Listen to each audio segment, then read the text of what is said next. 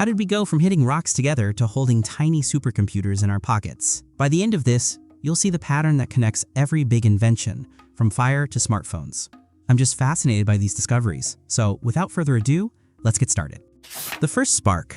Stone tools. About 3.3 million years ago in Kenya, someone, probably an early human-like creature called an Australopithecus, picked up a rock and hit it against another rock. Not by accident. On purpose. This wasn't random, they meant to do it. The result wasn't pretty, just a rough, heavy, and simple tool. But it worked. That moment, when they chose to make something instead of just use what was already there, changed everything. By about 2.6 million years ago, early humans were making better and better stone tools, ones that could cut things and process food. These tools gave our ancient relatives a superpower. Instead of just fitting into the world like other animals, they could change the world to fit them. Fire, the energy revolution. About 790,000 years ago, in a place called Gesher Beno Yaakov, in what is now Israel, early humans weren't just running from fire. They were controlling it. How do we know? Scientists found burned bits of rock all in the same spots, along with fire pits and burned seeds from plants that people actually ate. This wasn't just a lucky accident, like lightning hitting a tree. Humans were starting fires on purpose, again and again. They planned it. Fire kept people warm and safe from dangerous animals. But the biggest change fire brought was cooking. When you cook food, your body can get more energy out of it. It also made some plants safe to eat that were poisonous raw. Better food meant our brains could grow bigger and work better. But fire did something else amazing. It brought people together. For the first time, humans had a reason to sit together after dark, share stories, make plans, and become closer. Fire was like the world's first campfire gathering, and it helped make us who we are. Agriculture, the settlement gamble. Around 10,000 BC, in a region called the Fertile Crescent, parts of what are now Iraq, Syria, and nearby countries, humans made a huge switch from wandering around hunting animals and picking wild plants to actually growing their own food. Here's something surprising. Early farmers were actually shorter and less healthy than the people who hunted and gathered food, and farming was much harder work. So why did they bother? Because farming could feed way more people. 10 people who hunted might find enough food for 20. 10 farmers could grow enough food for 100 people, maybe even 1,000. Suddenly, not everyone had to spend all day looking for food. Some people could do other things, make tools, weave cloth, protect the village, build things. This is when the idea of civilization became possible, not because farming was easy, but because it created extra food, more than people needed just to survive. And with extra food comes time, and with time comes everything else. Metallurgy, upgrading reality. Around 6000 BC, humans figured out something amazing. If you heat up certain kinds of rocks, you can pull out metal, first copper, then bronze, then iron. Metal tools weren't just stronger than stone ones. They created a gap between people. Your neighbor with a bronze plow could farm twice the land, grow twice the food, and get much richer. All because of better tools. Suddenly, having the best technology wasn't just helpful, it was the difference between being powerful or being left behind. The Bronze Age didn't happen everywhere at the same time. Some groups of people figured it out, others didn't. And that gap, who had metal and who didn't, helped decide which civilizations would become great empires. The wheel, a system, not a circle. Around 3500 BC in a region called Mesopotamia, now Iraq, the wheel was invented. But here's the twist. It wasn't first used for transportation. It was used for making pottery. The spinning wheel let people shape clay into round, even pots, much faster. It took another 300 years before someone had the idea, what if we turn this wheel sideways and put it under a cart? Why did it take so long? Because a wheel by itself isn't that useful. You also need a smooth, round axle to go through the middle. You need strong materials so it doesn't fall apart. You need roads that aren't bumpy or full of holes. The wheel wasn't just one idea. It was a whole system of ideas working together. And here's another twist. Many civilizations never really used wheels at all. In deserts, camels worked better. In mountains, wheels couldn't handle the rough ground. Even the most amazing inventions only work when everything else is ready for them. Concrete. Building to last. By around the 3rd century BC, the Romans figured out how to make a very special kind of concrete using volcanic ash mixed with water. This concrete could even harden underwater, which sounds impossible, but it's true. Roman concrete was so strong and long-lasting that buildings made from it, like the Pantheon in Rome, are still standing 2,000 years later. Modern concrete often starts cracking after just a few decades. With this super concrete, Romans could build things that would have been impossible with just stone. Huge bridges that brought water across miles, called aqueducts, ports that helped ships trade, and giant buildings with wide curved roofs. Writing. Freezing thought. Around 300–400 BC, merchants in an ancient civilization called Sumer had a problem. They were doing business with people hundreds of miles away, and they needed to keep track of who owed what. Their solution? Draw simple pictures on clay tablets. A picture of a jar meant beer. A picture of a bundle meant grain. But pictures alone couldn't say something like, 10 jars of beer arriving next month. So the pictures slowly became simpler and more abstract. They turned into symbols. Writing was born. For the first time ever, knowledge didn't have to die when a person died. A farmer's notes on the best time to plant could be kept for generations. A king's rules could be carved into stone for everyone to see. Dead people could still share their wisdom with the living. This is when humans became truly building on each other. Every generation didn't have to start over from scratch. They started where the last generation left off. Paper. Democratizing knowledge. Around 105 AD, a Chinese government official named Kai Lun figured out how to make paper. He used tree bark, old cloth, rope scraps, and worn-out fishing nets to make thin, flat sheets, better than anything that had come before. Before paper, writing materials were either too heavy, too rare, or too expensive. Bamboo was heavy to carry around. Silk was way too costly for most people. Paper changed everything. Knowledge became something you could carry, share, and give to others without spending a fortune. By the 700s, papermaking had spread to the Middle East. By the 1000s, it had reached Europe. Gunpowder, the accidental weapon. In the 800s in China, during a time called the Tang Dynasty, some scientists called Taoist alchemists were trying to find a magic recipe for living forever. They were mixing 3 ingredients, saltpeter, sulfur, and charcoal, hoping to discover the secret to eternal life. Instead, they accidentally blew things up. By the 900s, the Chinese military was already using gunpowder in early fire throwers and bombs. The first written recipe for gunpowder appeared in 1044 in a Chinese military book called Wu Jing Zongyao. By the 1200s, gunpowder had traveled all the way to Europe. Carried along by the Mongol conquests, huge stone castles crumbled under cannon fire. Knights in heavy armor became pointless. Everything about war changed almost overnight. Compass. Finding direction. By the 1000s in China, sailors were using magnetic compasses to find their way across the ocean. A tiny needle that always points north. Simple, but life-changing. The compass didn't create the urge to explore. Humans always wanted to travel and discover, but it made long voyages survivable. Sailors could now keep going even when the sky was too cloudy to see the stars. Trade routes grew longer, countries connected, and the world felt smaller. Optical lenses. Seeing clearly.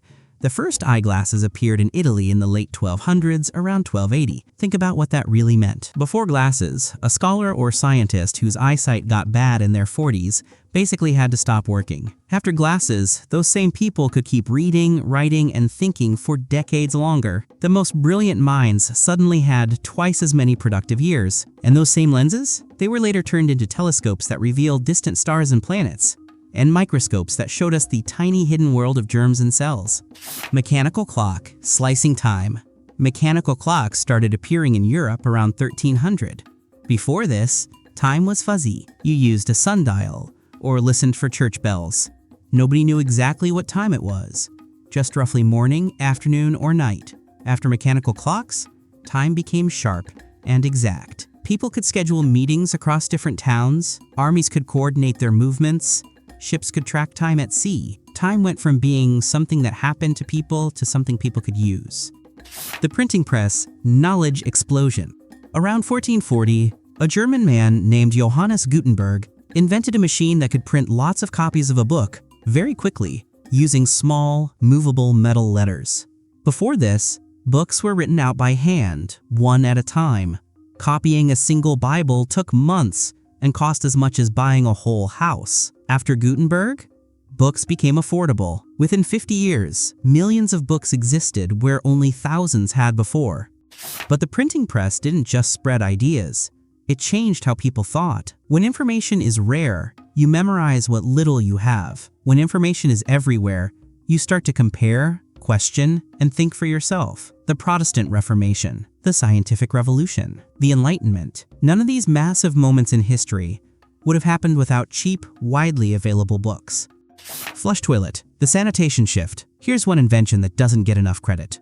In 1596, a man named Sir John Harrington built an early flushing toilet. The first proper modern version was patented in 1775 by Alexander Cumming, who added a clever curved pipe called an S-trap that stopped bad smells from coming back up. But people didn't start using flush toilets widely until the 1800s, once cities built proper underground sewer systems to go with them. Once they did, cities stopped being places where diseases spread like wildfire. Life expectancy shot up, not because of fancy medicine, but simply because human waste stopped getting mixed with drinking water. Toothpaste, daily hygiene. Colgate started selling toothpaste in jars in 1873, though people in ancient Egypt and Rome had their own versions of tooth cleaning paste thousands of years earlier. This marks a big shift, when good hygiene went from being a luxury that only rich people cared about to a normal, everyday habit. Small, everyday inventions that stop diseases before they start often save more lives than any dramatic medical cure. Steam engine, mechanical power. Thomas Newcomen built a working steam engine in 1712. James Watt made it much better in 1769. Before the steam engine, all power came from muscles, human or animal, or from wind and flowing water. That meant factories had to be near rivers. Everything depended on the weather. Work stopped when it got dark. Steam engines changed everything. For the first time, you could put a powerful machine anywhere, run it all day and all night, and use it to do work that would take hundreds of people to do by hand. The Industrial Revolution, the period when the modern world was born, didn't start with a new idea. It started with a new source of power. Vaccines. Training immunity. In 1796, a doctor named Edward Jenner noticed something interesting. Milkmaids who got a mild sickness from cows, called cowpox, never seemed to catch smallpox, one of the deadliest diseases in history. So Jenner did something bold. He gave a healthy 8-year-old boy named James Phipps a small dose of cowpox. 2 months later, he exposed the boy to smallpox. The boy didn't get sick. This was a groundbreaking idea. Give the body a small, safe taste of a disease so it can learn how to fight the deadly version. By the early 1800s, vaccination had spread across Europe and beyond. Smallpox is now the only human disease that has ever been completely wiped off the face of the earth, all because one doctor paid close attention. Refrigeration. Preserving time. Jacob Perkins invented a refrigeration system in 1834 that used a special cooling process called vapor compression. Think of how a modern fridge works. Before refrigeration, you ate whatever food was nearby and in season. If it wasn't local, it wasn't available. After refrigeration, food could travel long distances without going bad. It could be stored for weeks. Cities could grow much bigger without being limited by what farms were nearby. Refrigeration quietly changed where humans could live. And how? Telegraph. Instant distance. Samuel Morse and others developed the electric telegraph in the 1830s, a system that could send messages through wires using short and long electrical signals. Before this, the fastest way to send a message was by horseback or by ship. Important news could take weeks to travel from one country to another. After the telegraph, a message could cross an ocean in minutes. For the first time in history, you could find out what was happening on the other side of the world today, not next month.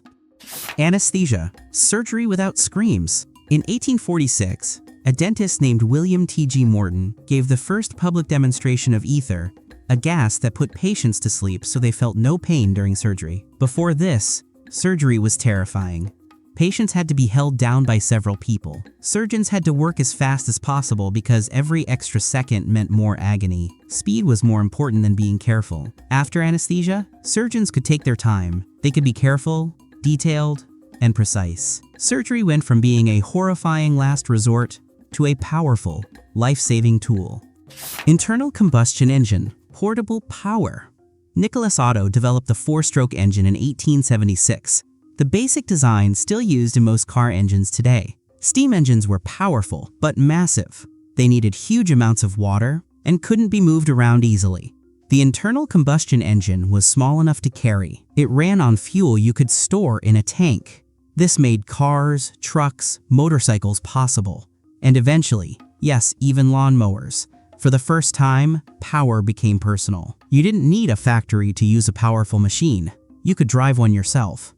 Telephone. Hearing voices across distance. Alexander Graham Bell received a patent for the telephone in 1876, though other inventors were working on similar ideas at the same time.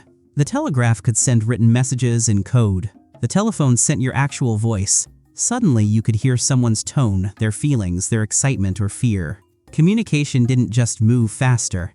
It felt human again, even across thousands of miles. Light bulb. Conquering darkness. Thomas Edison patented a reliable, long-lasting light bulb in 1879.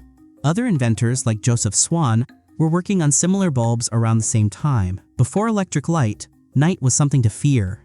It was dark, unsafe, and limiting.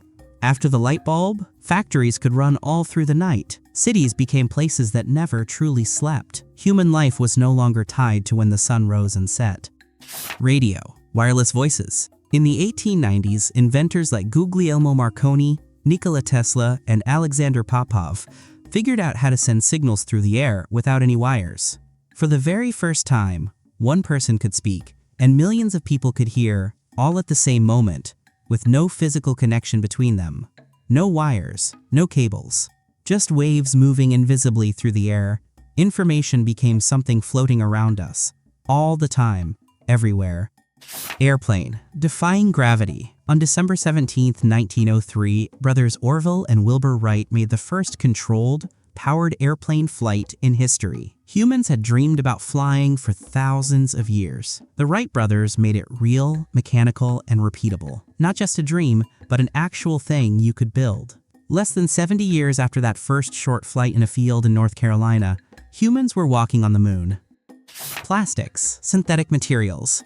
In 1907, a scientist named Leo Baekeland invented Bakelite, the first completely human-made plastic.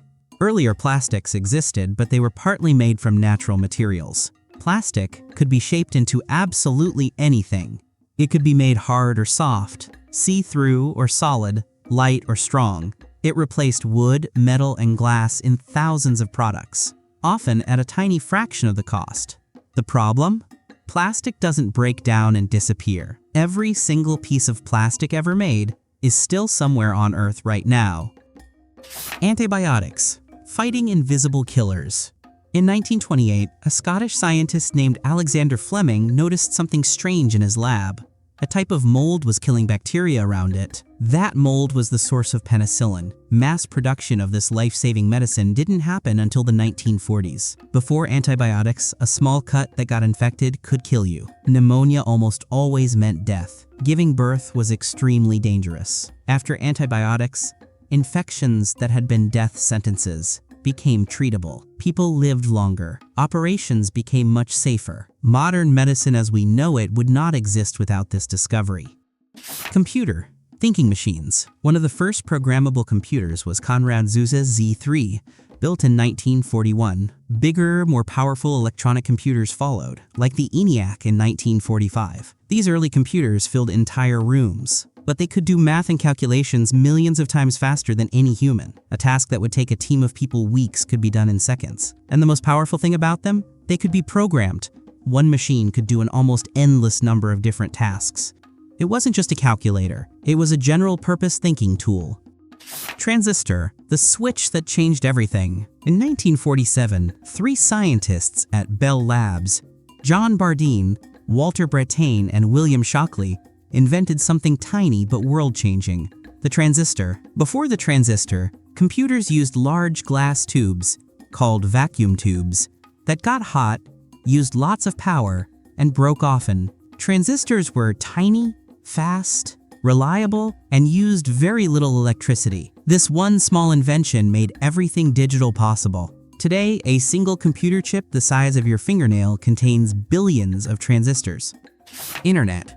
Connecting everything. In 1969, a project funded by the US military called ARPANET connected 4 university computers together. That was the beginning of the internet. The original question behind the internet was this: how do you keep communication working if part of the network gets destroyed?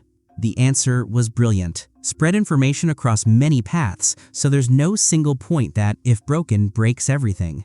Today, more than half the people on Earth are connected to this network. Information travels at the speed of light. World Wide Web, making it accessible. In 1989, a British scientist named Tim Berners-Lee, working at a research center in Switzerland called CERN. You know CERN, right? No? It's a European organization for nuclear research, or Conseil européen pour la recherche nucléaire, as its predecessor was called, is the world's largest particle physics laboratory near Geneva on the Franco-Swiss border. Invented the World Wide Web. Wait, isn't the web the same as the internet? Not quite. The internet was the roads. The web was the stores, libraries, and homes built along those roads. It made the internet easy to use. Just click a link and go anywhere. No need to be a technical expert. Suddenly, anyone could put their ideas online. Anyone could read what anyone else had written. Knowledge became truly open to everyone, everywhere. Smartphones. Everything in your pocket. The first phone that could be called a smartphone was the IBM Simon, or International Business Machine's Simon Personal Communicator, sold in 1994. But the modern smartphone era really began when Apple launched the iPhone in 2007. The phone in your pocket has more computing power than the machines that sent humans to the moon. It connects you to more information than the ancient Library of Alexandria ever held. It's a phone, a camera, a library, a map, a newspaper, a television, and a door into almost all of human knowledge, all in one slim device you can hold in one hand. And here's the most mind-blowing part. Stone tools to smartphones is a journey of 3.3 million years. But almost all of the fast, dramatic changes happened in the last 500 years. Most of them happened in the last 100. Look at how long it took between the big leaps. Stone tools to fire, 2.5 million years. Fire to agriculture, 790,000 years.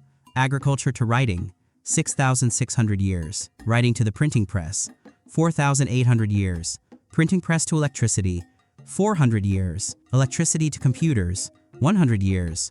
Computers to smartphones, 66 years. See the pattern? The time between each big leap is getting shorter and shorter. Each invention doesn't just fix a problem, it creates a stepping stone for the next invention. Writing made printing possible. Printing made science spread. Science made electricity possible. Electricity made computers possible. Computers made the internet possible. The internet made what comes next possible. Here's something that often gets forgotten. Inventions don't change the world the moment they're created. They change the world when ordinary people can actually get them. Gutenberg's printing press mattered when books became cheap enough for regular families to own. Electricity mattered when it reached homes, not just factories. The internet mattered when it fit in your pocket, and everyone had one. The next invention that will change the world might already exist. It might be sitting in a lab somewhere right now, waiting for the world to be ready for it. For almost all of human history, 99.9% of it, your life looked almost exactly like your grandparents' life. The tools were the same, the work was the same, the world was the same. Now, your grandparents grew up in a world that feels completely different from yours, and the world your children grow up in will be almost unrecognizable compared to today. But through all of it, the story is really the same story. Humans see raw materials, rocks, fire, metal, chemicals, electricity, and they bend those materials to solve problems. Each invention changes what we can do. But it also changes who we are. The question is never really whether technology will keep changing the world. It will. The real question is whether we'll be smart and careful and thoughtful about how we help shape it. Because every spark that lit up human history, from fire all the way to smartphones, was created by someone who simply refused to believe that a problem couldn't be fixed. That same choice is yours, right now. What will you build?